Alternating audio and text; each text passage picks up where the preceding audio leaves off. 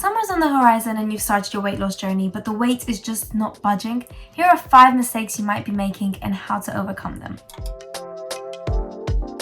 Mistake number 1, you're focusing on weight loss instead of fat loss. Let's talk body composition. I know you think you want to lose weight, but you probably mean you want to lose fat. If the aim of the game is to look toned, not skinny fat, then what we need to do is keep muscle mass as high as possible whilst losing body fat. Why? Because losing muscle mass will make you look smaller, but it will also make you more fatigued and hungrier. So to lose fat, it's important to do this slowly, because losing weight too quickly means that you're likely losing muscle mass, not body fat. And to keep muscle mass high during this slow, gradual weight loss phase, you need 2 things. Firstly, some sort of resistance or strength training. This is because increasing your muscle mass will increase your metabolism, which means that you'll be able to eat more while still losing weight. Win-win. And secondly, because crazy amounts of intense cardio is just going to make you super hungry, which will probably lead to you overeating to overcompensate for that anyway. And the second thing that's important is to keep your protein levels high. Interestingly, in a study by Bill Campbell in 2018, he put 2 groups of people. One of them increased their calories, but in the form of protein, and the other one didn't. And the group that increased their calories in the form of protein actually ended up losing body fat while still increasing their calories. Now imagine that. The group that increased their calories, as in they were eating more, actually ended up losing fat. So protein is very important because it helps keep you fuller for longer, which means that you're not reaching for other snacks which may compromise your weight loss journey, and it also helps build your muscle mass. Mistake number 2, placing too much importance on the scale. The scale is such a small part of the story. In fact, because muscle mass weighs more than fat, the scale may stay the same or even increase, but you'll look better physically. It's important to track your progress through other means as well, such as progress pics, body measures like your waist circumference, monitoring your strength, and just tracking how you feel. Things like your energy levels. A lot of the time, these are much better indicators of your overall progress than a scale. But if you do want to weigh yourself, make sure that it's in the morning before you've eaten and drank anything. I think this is the most accurate way to do it. Do this every morning and then take a weekly average. Common mistake number 3. Not paying attention to what you're eating. Let me make this abundantly clear. I am not encouraging you to track your calories or to track your food. I'm talking about the composition of your meals. Make sure you have the right amount of carbs for your energy levels, of protein for your muscle mass and for satiety levels, like we've just discussed, and healthy fats for hormone regulation and bodily function, which is extra important for women. Please don't neglect your fats. Fats are so important for energy, for metabolism function, for hormone production, for vitamin absorption, such as vitamins A, D, E. So make sure that you have the right amount of healthy fats in your meals as well.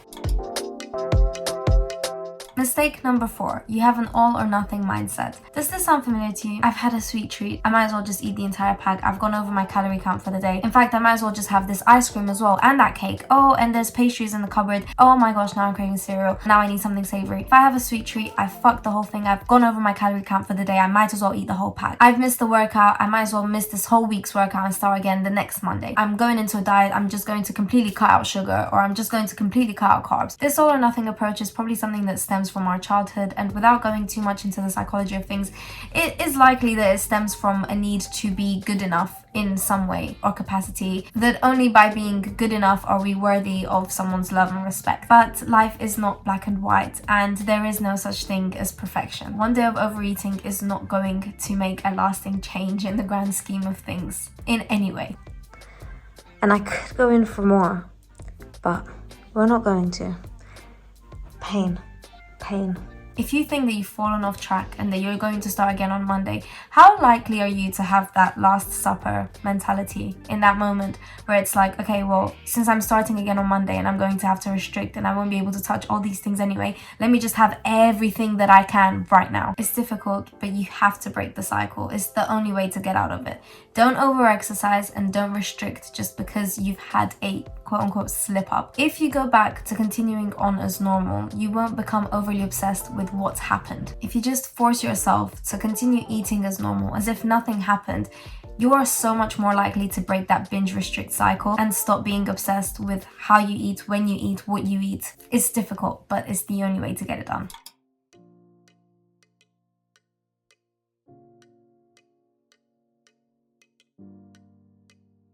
I heard this thing that said there are no such things as bad foods.